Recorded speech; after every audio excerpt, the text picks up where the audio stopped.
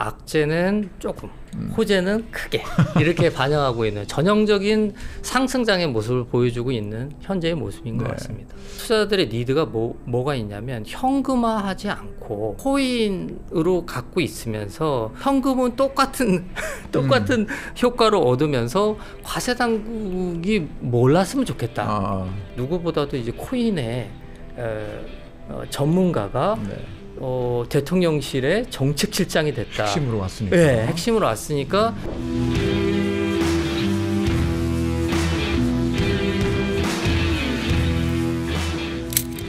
부장이 떠먹여주는 뉴스, 부먹뉴스. 오늘은 금융시장에서 핫한 그 코인과 주식 얘기로 돌아왔습니다. 요즘 코스피 3년 9개월 만에 3,000포인트를 넘었죠. 이 시장에서는 이 테마주, 특히 이제 스테이블 코인 관련 얘기가 많은데요. 오늘은 이런 궁금증들 풀어보도록 하겠습니다. 금융증권부의 이진우 부장님 모셨습니다. 어서 나오십시오. 네. 요즘 코스피 지금 뭐 촬영 시간에 3,100을 지금 아직도 유지하고 있는데 요즘 코스피 왜 이렇게 핫한 겁니까? 그래도 이재명 대통령 당선하고 연결을 시켜 볼 수 있을 것 같습니다. 취임 딱 한 순간부터 쭉 올라갔어요. 네. 통계치를 보면은 당선 이후에 딱 보름 만에 3,000포인트를 돌파했고요. 3,100을 돌파한 거는 3년 9개월 만입니다. 그러니까 그건 4년 만에 돌파를 한 거고요. 그러니까 일단 제일 큰 변화는 외국인들이 돌아왔습니다. 그러니까 작년도 그랬고 올해 한 4월까지는 계속해서 외국인들이 팔아왔었는데 이재명 대통령 당선 이후에 외국인들이 공격적으로 이제 매수세로 좀 돌아섰고요. 실제로 이제 그 외국인 투자자들을 대상으로 IR 했던 분들 얘기를 좀 들어보면 이 이재명 정부에 대한 정책 기대감이 큰 것 같습니다. 그러니까 대표적으로 상법 개정안인데 상법 개정안 좀 복잡하긴 한데 아주 심플하게 보면은 기업들의 배당을 좀 늘리는 쪽입니다. 그렇게 되면 어쨌든 투자자들 입장에서는 배당을 많이 받을 수 있고요. 주주 입장에서는 그렇죠. 배당을 받으니까. 그러니까 주가는 조금 좋을 수 있는, 그러니까 안전하게 좀 살 수 있는 여건이 된다는 거고요. 그리고 실제로 보면은 이번 랠리의 초반에 금융주가 매우 좋았거든요. 사실 금융지주나 증권주가 저는 이렇게 막 상한가 근처까지 오르는 걸 처음 봤는데요. 이런 현상들이 나타나는 거는 이런 이재명 이 어떤 정책에 대한 기대감 이런 것들이 크게 작용했고, 또 한 가지는 그동안 사실 코스피가 다른 시장에 비해서 좀 부진했던 것 이런 것들에 대한 반발 매수 이런 것들이 복합적으로 작용했다고 봅니다. 이재명 대통령이 이제 경선 당시에도 이게 5,000p, 5,000 주가 5,000까지 간다 이런 얘기를 해서 이제 투자자들이 뭐 관심을 모았는데, 뭐 민주당 내에서는 5,000 특위까지 만들었고요. 증권가에서는 이 현실 가능성에 대해서 어떻게 보십니까? 5,000까지 갈 수 있을까요? 큰 숫자인데. 뭐 가능성이 아예 없다라고 보기는 어렵죠. 근데 이제 사실 전고점이 이제 일단은 저항선이 될 것 같은데요. 전고점이 3,300선이었습니다. 3,300.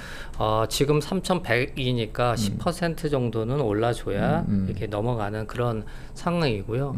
사실 이 앞자리가 변한다는 것은 굉장히 큰 의미가 있습니다. 3,000에서 4,000으로 가고 4,000에서 5,000으로 가고. 좀 상상하기 어려운 수치이긴 하지만 일단 전문가들의 공통적인 얘기는 그래도 낙관적인 부분이 있다는 거는 아까 말씀드린 대로 한국 기업의 배당 성향이 높아지고 그것을 좋게 본 외국인들이 꾸준하게 계속 들어온다면 그리고 무엇보다 이재명 정부의 정책 일관성이 외국인 투자자들한테 신뢰를 주고, 그거는 우리 뭐 개미 투자자들한테도 마찬가지거든요. 그런 신뢰를 준다면은 불가능한 수치는 아니다. 지금 현재 이제 증권사에서 가장 높게 보고 있는 곳이요. 내년 상반기를 기준으로 3,600선입니다. 그러니까 5,000p는 조금 멀지만 순차적으로 뭐 갈 수 있지 않을까, 이런 정도의 전망이라고 이해하시면 될 것 같습니다. 아무튼 요즘 뭐 주식창 보시는 분들 흐뭇한 미소들 많이 지으실 텐데 이러한 사태에도 불구하고 그날만 조금 빠졌고 그 다음날 바로 또 뭐 엄청나게 상승하는 모습을 보여주고 있습니다. 그러니까 회복 탄력성이 예전하고는 완전히 다른 네, 모습이고요. 그렇습니다. 시장의 분위기가 좋을 때는 악재는 조금, 호재는 크게 이렇게 반영하고 있는 전형적인 상승장의 모습을 보여주고 있는 현재의 모습인 것 같습니다. 자, 코스피 랠리를 이끌고 있는 이른바 이제 주도주라고 얘기할 수 있는 건데, 이것도 이제 요즘 AI, 반도체, 방산 뭐 이런 것들인데 스테이블 코인 얘기가 부쩍 나옵니다. 그래서 도대체 스테이블 코인이 뭔지 한번 좀 설명해 주시죠. 네, 요즘 사실 증권가에서도 스테이블 코인은 큰 관심사입니다. 왜냐하면 뭐 스치면 상한가라는 얘기가 나올 정도로. 카카오페이 뭐 특정 종목을 권해서 그렇습니다만 이게 무거운 종목인데 카카오페이는 언급해야죠. 사실 이게 거의 상한가를 찍었어요. 그렇죠. 오늘 10만 원을 오락가락 하고 있는데요. 2만 원에서 10만 원이 갔으니까 5배 엄청납니다. 올랐거든요. 스테이블 코인을 간단하게 말씀드리면 말 그대로 스테이블, 그러니까 안정적인 코인이다. 이런 의미예요. 근데 사실은 이게 뭐가 안정적이냐? 이게 가치가 좀 안정적이라는 거거든요. 코인 하나의 가치가 달러 1달러와 똑같다. 1코인이 1달러다. 이런 가치가 패깅, 고정되는 그런 코인. 이것을 우리가 스테이블 코인이다. 이렇게 얘기를 하고 있습니다. 근데 이게 비트코인이나 뭐 이런 것들은 뭐 이더리움이나 뭐 하루 아침에 막 변동하니까 실제로 이게 코인이라는 게 이제 뭐 화폐로서 어떤 가치를 좀 해야 되는데 교환 수단으로 그러면은 좀 불안정하기 때문에 그래서 좀 과한한 게 스테이블 코인. 예, 정확하게 말씀. 그렇게 이해하면 되실 것 같고요. 제일 중요한 건 뭐냐면 일단 투자자 입장에서 보면 코인의 가장 큰 약점이 가치가 너무 크게 변동한다는 거예요. 시세가 너무 막 들락날락하니까. 근데 사실은 코인의 또 장점이기도 해요.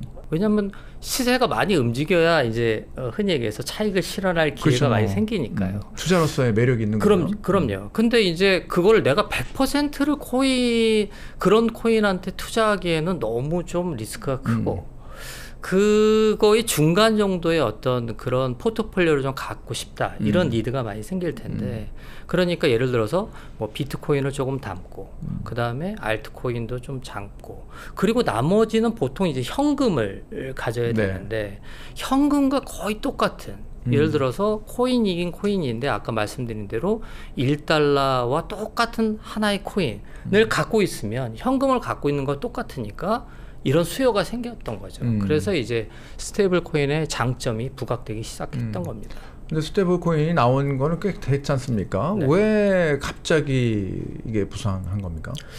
그렇죠. 이 여러 가지 요인이 있는데요. 이거를 뭐 이제 순차적으로 말씀을 드리면 일단 스테이블 코인은 이제 제일 먼저 생긴 게 테더 USDT라는 테더인데요. 2014년에 만들어졌으니까 오래됐네요. 10년이 넘었습니다. 근데 이제 이런 것들이 아까 말씀드린 대로 안정적인 의미에서 좀 투자자들의 니드가 생겼던 거고 두 번째는 예를 들어서 이제 아니 그냥 현금을 갖고 있어도 돼요. 근데 이제 현금을 그러니까 예를 들어서 보유한 코인을 매도하고 그 현금으로 찾는 순간 국세청이 알게 됩니다. 그렇죠. 투자자들의 니드가 뭐가 있냐면 현금화하지 않고 그냥 코인으로 갖고 있으면서 현금은 똑같은 효과를 얻으면서 과세 당국이 몰랐으면 좋겠다. 그런 니드가 이제 좀 올라왔던 거예요. 물론 거기에는 달러를 보유하고 싶어하는 그러한 니드도 같이 있다 보니까 달러 스테이블 코인이 또 각광을 받기 시작했던 거고 다시 얘기해서 뭐 이제 금융당국이 싫어하는 얘기지만 자금 세탁 쪽에서 확실한 메리트가 있고 그리고 또 코인으로 갖고 있으면 또 장점이 뭐냐면 현금으로 갖고 있으면 이걸 지갑에서 지갑으로 옮길 때 좀 불편하잖아요. 그리고 계좌에서 계좌로 옮겨야 되니까 이게 누군가가 알겠죠. 그렇죠. 과세 당국이 알겠는데 코인에서 코인으로 옮기게 되면 지갑에서 지갑으로 옮기는 그거는 굉장히 편리하기도 하고 알기가 좀 어렵거든요.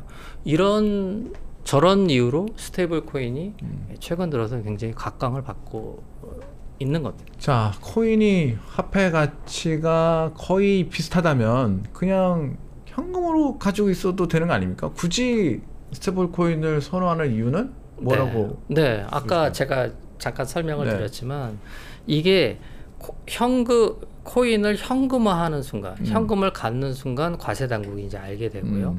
그리고 또 한 가지는 현금으로 바꾸는 순간 이거를 트랜스퍼하기가 너무 어려워요. 그러니까 코인을 갖고 이제 트랜스퍼하기도 편하고, 그리고 아무도 모르게 지갑에서 지갑으로 옮길 수 있는 스테이블 코인, 이런 것들이 현금을 똑같은 가치라면 그런 니드가 좀 많이 생겼던 거죠. 그러니까 코인을 가지고 있으면, 예를 들면 비트코인을 조금 가지고 있다가 이거를 하여튼 너무나 들락날락하니까 현금으로 좀 받고 싶다. 그러면 바꾸지 않습니까? 그럼 현금화 하려면 일단 환전을 해야 되잖아요. 그렇죠. 이 순간 통장에 들어와야 됩니다. 그렇죠. 예. 그러니까 거기서 이게 갑자기 가사 담궜을 때 돈 벌었네? 뭐 갑자기 1억이 생겼어. 왜? 그러면 이제 세금을 이제 내야 되는. 그런 거 없이 잠시 어차피 투자할 건데 잠시 불안정하니까 여기 놔뒀다가 다시 투자하려고 했을 때 이 스테이블 코인을 사용하면 되는 거죠. 정확하게 말씀하신 거고, 그러니까 우리가 또 한 가지 또 장점은 뭐냐면, 그러면 좀 다른 코인으로 바꾸는데 좀 불편하게 되면 사실은 좀 그 스테이블 코인의 가치가 떨어질 텐데, USDC나 USDT와 같은 이런 스테이블 코인은 달러와 똑같기 때문에 그러니까 코인 사이에서도 기축 코인과 같은 역할을 해요. 그러니까 아주 기준이 되는 거기 때문에 USDT에서 비트코인으로, 비트코인에서 USDT로, 또 뭐 이더리움에서 USDT로 이렇게 왔다 갔다 하는 것들이 굉장히 거래도 많고 손쉽군요. 손쉽기 때문에 그런 효용성이 높아진 겁니다. 그러면 이제 대표적인 스테이블 코인 어떤 것들이 있는지 한번 설명해 주시죠. 제가 중간중간에 계속해서 지금 얘기하는 게 지금 나오고 있는데요. 말씀 주셨어요. 그러니까 대표적인 게 뭐냐면 첫 번째가 USDC예요. DC, USDC. C가 뭐의 약자냐면 서클. 근데 이제 서클은 요즘 카카오페이가 뜨는 이유가 또 서클에 있습니다. 근데 이제 이 서클이 송금 업체예요. 카카오페이랑 거의 비슷한 업체예요. 우리 카카오페이 많이 쓰지 않습니까? 그렇죠. 그러니까 원래 서클은 코인 업체가 아니고 송금 업체. 그것으로 출발을 했는데, 여기서 이제 스테이블 코인을 발행을 하고 이거를 이제 발전을 시킨 게 USDC고요. 근데 이제 이 스테이블 코인의 개념은 뭐냐면, 언제든지 제가 예를 들어 가지고 USDC 하나를 주면은 그러면 제가 1달러를 받을 수 있어야 돼요. 그러니까 그거를 준비 자산이라고 그래서 쌓아놓고 있어야 되죠. 바꿀 수 있을 그래서 만한. 이 USDC나 USDT, 나중에 설명드릴 테더도 똑같이 1대1 상황 구조를 갖고 있어요. 그리고 준비 자산은 그럼 뭘 갖고 있느냐? 원래는 이제 달러를 다 갖고 있어야죠. 그런데 이제 자기네도 운영을 좀 해야 되니까 달러만 갖고 있지는 않고, 달러와 거의 비슷한 성격의 미국 국채라든지 뭐 이런 것들을 많이 사가지고 이렇게 쌓아두게 되는 거죠. 나중에 또 설명을 드리겠지만, 그러면 트럼프 대통령은 왜 이렇게 스테이블 코인에 대해서 우호적이냐?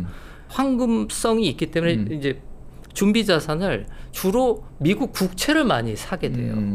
그러니까 미국의 재정 상태가 안 좋은데 이 뭐라 그러죠? 서클 같은 커다란 업체에서 국채를 많이 사주는 거죠. 그러니까 트럼프 입장에서는 스테이블 코인 땡큐죠. 이렇게 되는 구조이고요. 어쨌든 그래서 USDC이고, 이게 이제 발행량은 38조 정도 되고요. 그다음에 이제 이 시장에서의 넘버원은 테더입니다. 그래서 US는 US 달러, US고요. DT가 이제 테더인데요. 이제 점유율도 60%고 유통량은 133조 원에 달합니다. 어마어마하군요. 어마어마한데 사실 시장 분석 업체들은 이 시장이 5년 뒤에는 5천조로 커질 것이다.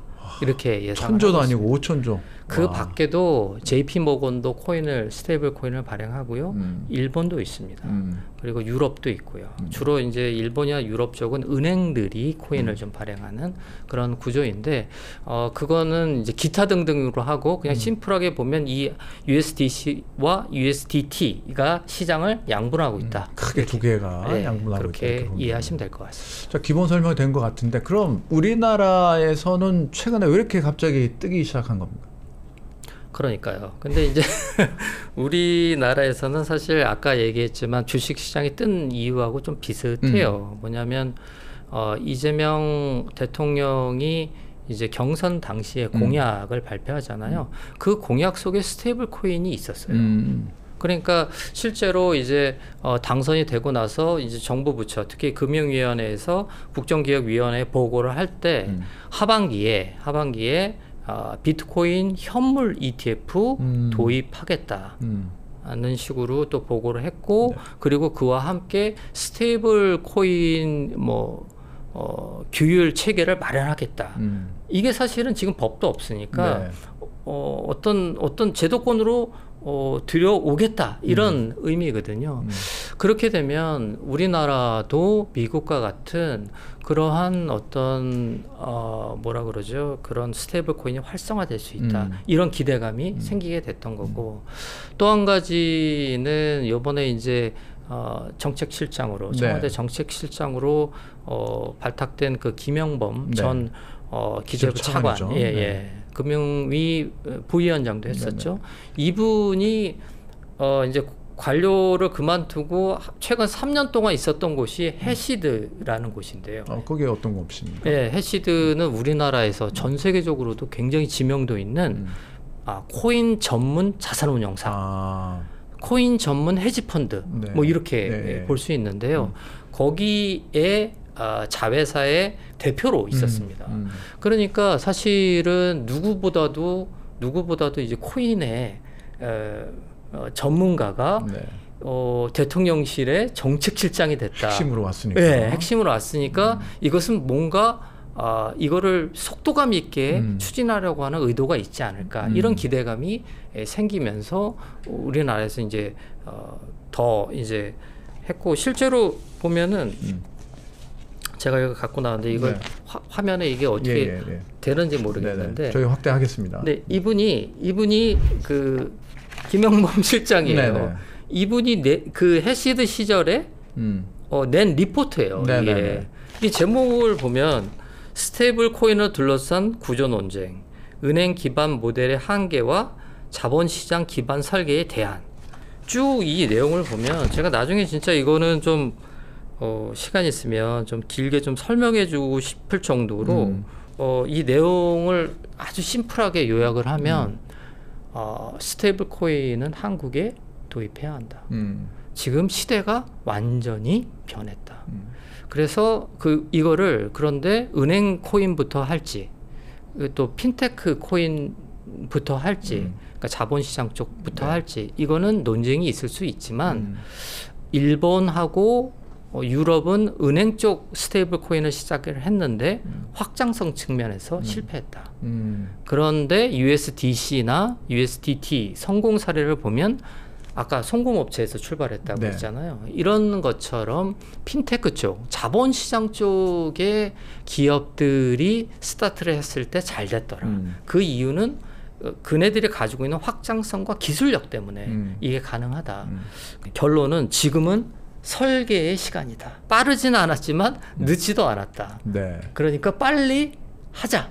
이런 리포트를 썼던 분이 정책실장으로 갔기 때문에 정계 전반을 아우르는 사령탑으로 갔기 때문에 굉장히 스테이블 코인. 네네네. 그래서 제가 이걸 디테일한 프린트아웃해서 보여드리고. 그렇군요. 네. 이제 법안들을 조금 설명을 좀 드리면 네. 관련 법안들. 네.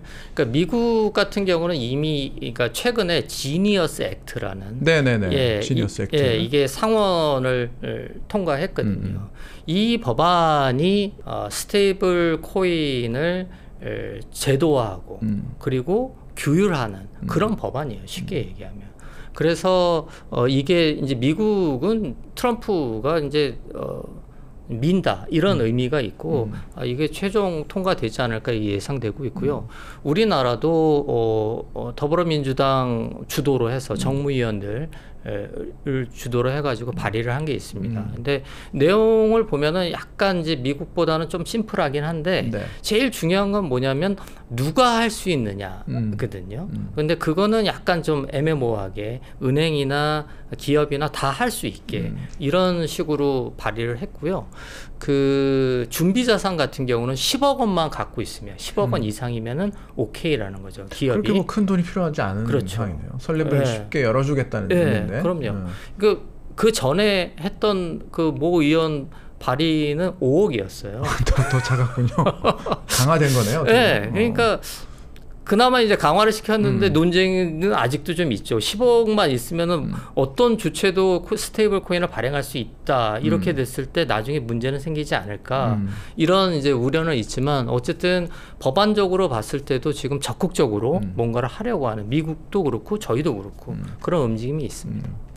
자, 일단은 스테이블 코인이 미국은 좀 두 개가 양분하고 있지만은 아직 우리나라에서는 좀 생소한데 스테이블 코인이 우리 좀 제대로 정착이 될 수 있을까요? 어떤 미래를 어떻게 좀 네. 전망하시나요? 저도 뭐 저기 김영범 정책실장의 의견에 설계 시간이다. 저는 전적으로 동감해요. 왜냐하면 우리가 이제 아날로그에서 큰 틀에서 보면 디지털로 바뀌는 이 대세. 맞습니다. 네. 네. 이런 것들은 바꿀 수가 없거든요. 그러니까 예를 들어가지고 이제 동전 쓰는 분 계신가요? 요즘에 뭐 현금 들고 다니는 거의 분 없죠. 없습니다. 네, 그리고 핸드폰으로 결제하는 그런 거고 이게 마그네틱 카드조차도 지금은 이제 좀 사라져가는 맞습니다. 그런 추세잖아요. 그런데 저희는 아직도 5만 원짜리 뭐 10,000원짜리 지폐를 이제 쓰고 있잖아요. 이 지폐를 코인화 시킨 게 사실은 스테이블 코인이다라고 볼 수도 있거든요. 따라서 스테이블 코인이 의 미래는 어떻게 보면 그냥 대세다. 이렇게 바꿀 수 없는 흐름이다라는 거는 맞는 것 같아요. 근데 다만 이제 좀 우려스러운 부분은 뭐냐면 예를 들어서 제가 코로나 시절에 백신 개발을 좀 예를 들면 당시에 백신이 전 세계적으로 뭐라 그러죠? 부족한 쇼티지가 일어났을 때 많은 업체들이 백신 개발에 뛰어들었거든요. 잘 아시는 신풍제약 뭐 이런 데들이 이거를 개발한다 그래가지고 사실 뭐 주가가 10배 이상 뛰고 엄청난 근데 있었죠. 나중에 주가 조작 조사도 받고요. 이렇게 됐었죠. 이 좀 비슷한 것 같아요. 당시 이제 시장은 어쨌든 모더나라는 좀 일약 스타가 나타나면서 시장을 굉장히 많이 점유를 했고요. 그다음에 전통의 뭐 화이자 이런 데들이 시장을 점유를 했었는데 스테이블 코인 시장도 대세인 건 맞지만 결국은 막판에 끝까지 살아남는 업체는 5개 이하가 될 확률이 높다. 그러니까 달러 스테이블 코인까지는 모르겠지만 적어도 이제 저희가 하려고 하는 건 원화 스테이블 코인이거든요.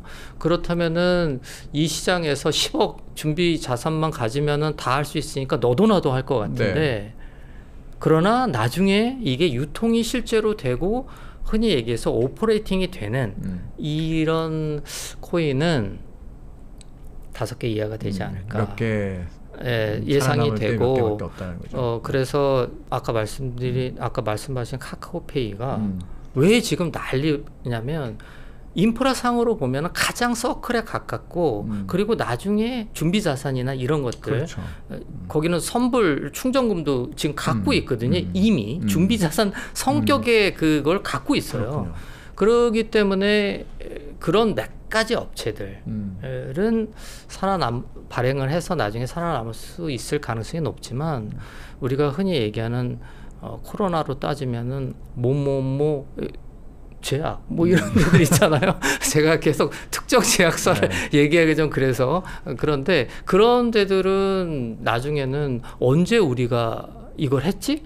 라는 생각이 들 정도로 소리 소문 없이 사라질 가능성이 높아서 그런 옥석 가리기는 필요하다고 봅니다.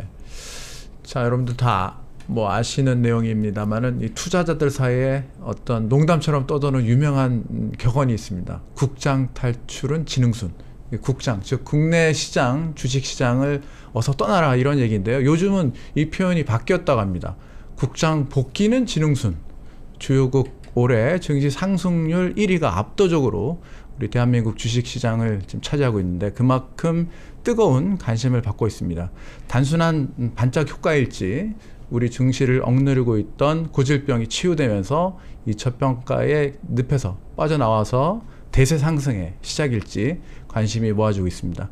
일희일비하지 마시고 전반적인 국제 정세와 경제 흐름 그리고 정책 변화 등을 바라보면서 냉철한 투자 판단을 할 때인 것 같습니다. 오늘 부먹 뉴스 마치겠습니다. 이진호 부장님 말씀 잘 들었습니다. 고맙습니다.